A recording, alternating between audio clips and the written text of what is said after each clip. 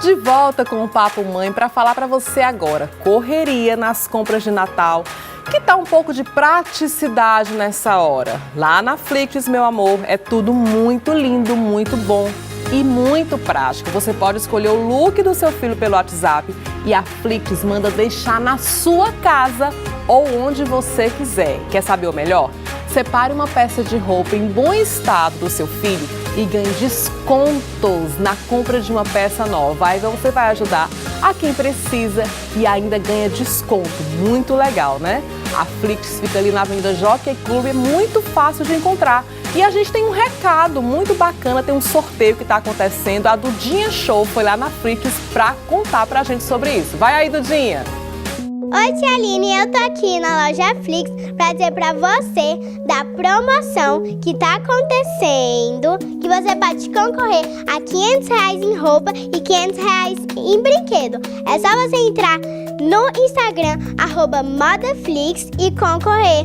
Olha quanta coisa linda que tem aqui!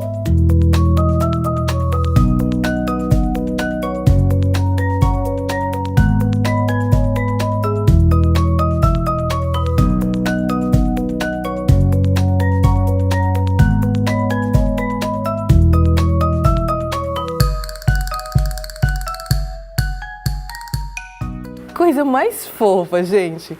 Vamos continuar então a nossa conversa sobre alimentação infantil. Dessa vez, nós convidamos uma outra profissional, doutora Carla Malta, que é pediatra e é nutróloga. Doutora, explica pra gente, nutróloga e nutricionista. A diferença é porque a nutróloga é que já é médica, é isso? Exatamente. Então, a senhora é pediatra e nutróloga, é a pessoa perfeita para a gente tirar nossas dúvidas. Quero começar lhe perguntando, a gente sabe, doutora, que o sal ele não é recomendado para as crianças, né, menores de 1 ou 2 anos, mas sempre tem aquele truquezinho que as mães adoram, aquele salzinho rosa. Ele pode um pouquinho? Ele é menos, sei lá, danoso, agressivo? Ele pode? Não, a gente pede para evitar qualquer tipo de sal na alimentação da criança. Nem o rosa, então? Nem o rosa. Nem o rosa não pode entrar. Até mesmo porque a gente está trabalhando a prevenção das doenças crônicas, degenerativas. Então, a gente está trabalhando a questão da prevenção do diabetes, dessa fase quando a gente evita o açúcar, da hipertensão, né? Até mesmo alguns tipos de câncer a gente pode evitar nesses 2 primeiros anos de vida. Doutora, o açúcar também, porque a gente sabe que tem aquele açúcar marrom, né? Isso. Ou mel para adoçar, também não? Também não. Tanto o açúcar, né, como qualquer forma de doce, a gente pede para evitar. O mel é contraindicado até mesmo por conta do risco de botulismo, né, no início da vida. Mas o açúcar também não, por conta também do desenvolvimento paladar e até mesmo por conta dessa prevenção que a gente falou. Eu quero perguntar de alguns produtos para saber se ele é vilão ou mocinho. Até bem pouco tempo atrás, as mães disseram, não dou o biscoito recheado para o meu filho, mas eu dou aquele biscoito maisena. Ele pode? Também não. Também não? Não. A gente pede para evitar qualquer tipo de industrializado. Biscoito maisena, se a gente for olhar na composição também, ele vai ter açúcar e vai ter alguns componentes que a gente contraindica no primeiro ano de vida. Então, quanto menos industrializados, de preferência nenhum, melhor. Os mingau, né? O mingauzinho, né? Também está nessa lista negra? Também está na lista negra, né? Então a gente pede, a mãe que não pode amamentar seu filho, oferecer o leite materno, que seria o alimento ideal em forma láctea, existem as fórmulas infantis, né? Que são leites apropriados para o primeiro ano de vida e que eles podem ser oferecidos, mas essa oferta é pura, é sem nenhuma adição a mais. Porque essas formas de mingau, essas formas de massa, são carboidrato puro. E terminam se transformando, né? Açúcar no sangue da mesma forma. Então, a gente pede para fazer, para não oferecer. Farinha láctea, doutora? Entra como forma de mingau. Entra, né? No mesmo grupo, tá no mesmo na gangue. Grupo. Exatamente. Algumas frutas, eu já ouvi, por exemplo, que morango e kiwi não são recomendados para as crianças. Tem isso? A partir de 6 meses de vida, a criança pode receber qualquer tipo de fruta. Não existe uma contraindicação. Existem essas que são mais alergênicas. Porém, a gente sabe que também existe uma janela dita de tolerância. Quanto mais cedo a criança criança receber esse alimento, menos tendência à alergia ela vai ter. A questão muito do morango é a questão dos agrotóxicos. Então, além da higienização, né, com hipoclorito, a gente pede também para utilizar o bicarbonato como forma de reduzir um pouco os agrotóxicos da fruta.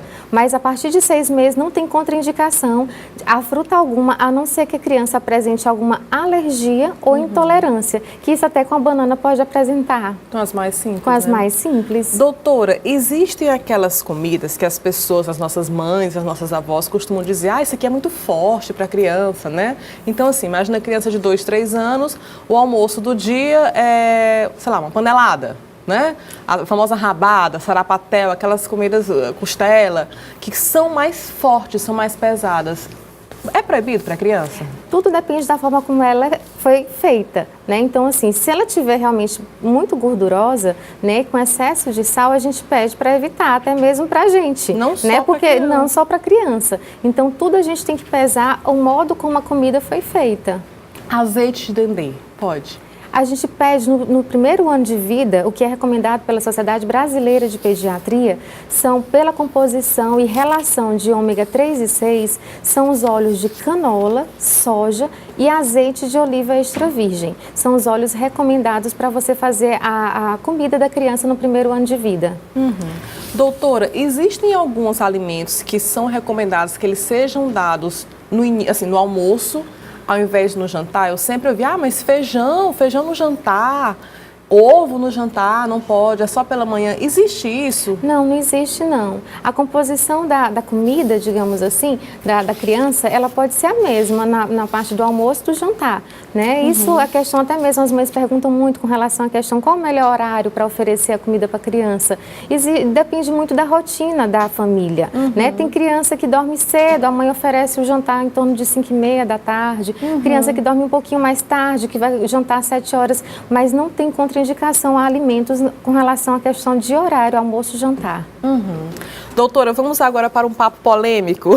Vamos falar sobre forçar a criança a comer. E aí eu peço licença para o pessoal que está nos assistindo para contar um caso que aconteceu comigo. Por exemplo, meu filho, ele não queria tomar remédio, ele precisava tomar um antibiótico, não queria, e eu tive que forçar. Peguei, sentei, forcei. Quando eu botei, mamãe, gostei. Aí me acendeu aquela luzinha. Opa, remédio, forcei, ele gostou. Vai que eu insisto, né, numa fruta ou em alguma coisa que ele não gosta e dá certo. Como é esse relacionamento em insistir quando a criança não quer? O remédio é um pouco diferente porque naquele momento ele precisa tomar, né? Uma vez indicado, mas antibiótico eu me precisa. com esse fato, né? É porque criança, principalmente o pré-escolar, que a partir de 2 anos de idade, como eles têm uma redução muito grande da velocidade de crescimento, eles têm pouco apetite. Então, e eles começam a ter essa seletividade. Então, assim, não gosto, mas nunca provei e também não quero provar.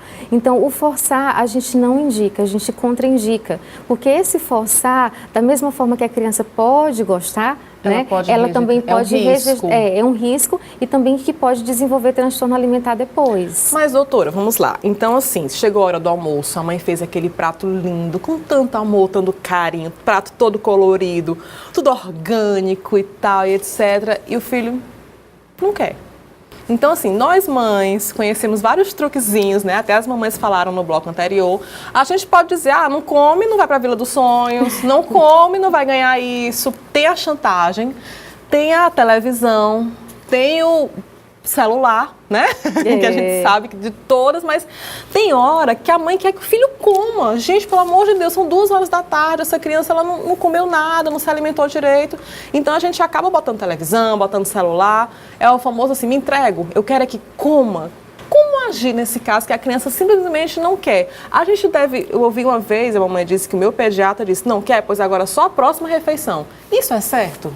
É certo sim. É certo, doutora? É certo sim. A criança fica sem almoçar? É assim, a gente tem que ver muito individualizar cada caso, né? Existe a criança que não quer comer porque está doente, existe a criança que não quer comer porque realmente teve uma alimentação um pouco próxima da anterior. Então, a gente tem que avaliar inicialmente a rotina alimentar dessa criança e até mesmo a rotina do dia a dia, né? Assim, que horas que ela acordou, que horas foi a última refeição, que horas que fez o último lanche. Mas as refeições principais, que são às vezes as mais difíceis de serem, assim, da gente estar forçando essa alimentação, a gente realmente tem que parar para trabalhar essas refeições. Muitas vezes, quando a criança ela tem uma rejeição alimentar muito grande, às vezes a gente precisa de outros profissionais para poder descobrir por que ela está dessa forma, né? Então, às vezes a criança ela não gosta de mastigar, ela não teve uma boa introdução alimentar e ela tem essa dificuldade com o sólido, então quando chega a comida ela já tem aquela aversão. Então, às vezes a gente trabalha com o fonoaudiólogo para poder trabalhar a questão da mastigação, para poder organizar essa criança.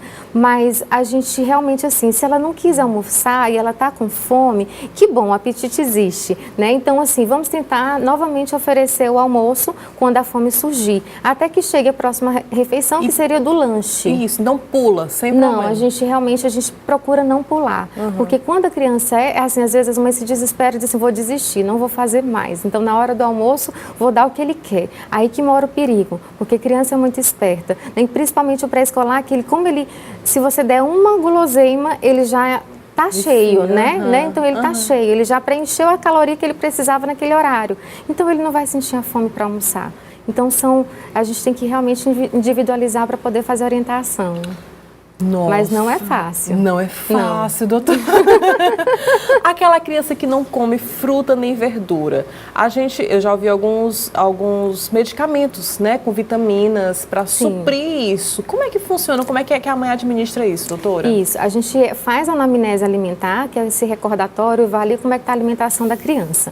Enquanto a gente trabalha a aceitação, a gente tem que avaliar a criança como um todo. Se ela tem um baixo peso, se não tem um baixo peso, só está com deficiência durante o dia na alimentação. Enquanto acontece isso, realmente a gente tem que abrir a mão, né? A gente tem que dar algumas vitaminas para a criança, alguns minerais para suprir o que está faltando naquele momento na alimentação. Mas é uma forma transitória para a gente poder ficar seguindo e trabalhando a alimentação que a criança não está conseguindo ingerir. Eu ouvi uma vez que as mães, por exemplo, a criança está num sábado brincando na sala com os primos e tudo, e aí a mãe fala, é hora do almoço. Meu amor, a criança não vai querer almoçar, ela vai querer continuar brincando de toda forma. E aí, eu lembro que era assim, a gente tem que propor uma atividade de transição, para porque senão eles vão achar que o almoço vai ser ruim, ele vai deixar de brincar para almoçar. Tem isso também? Tem isso também, a gente tem que ver muito assim, agora a gente está nesse período das férias, né? Sim. E esse período das férias realmente está todo mundo muito fora da rotina. Então a gente tem que lembrar que a alimentação não é um momento ruim, né? Tem que ser um momento prazeroso para a criança também. Né? Então, a gente não pode sair de forma, né, brusca, tirando ela daquele momento divertido e se ela tiver alguma rejeição, a alimentação levar para aquele momento que para ela naquele momento não é tão agradável. Então, isso aí tem que ser transformado diariamente na rotina da família, fazer com que a criança tenha prazer em comer, porque é uma coisa tão boa e é essencial também, né? Comer é bom demais. Comer é muito bom. Fica aqui, doutora, por favor, porque a seguir a doutora Carla Malta fala mais sobre alimentação e como fazer com essas crianças que não querem comer de jeito nenhum. A gente volta já já.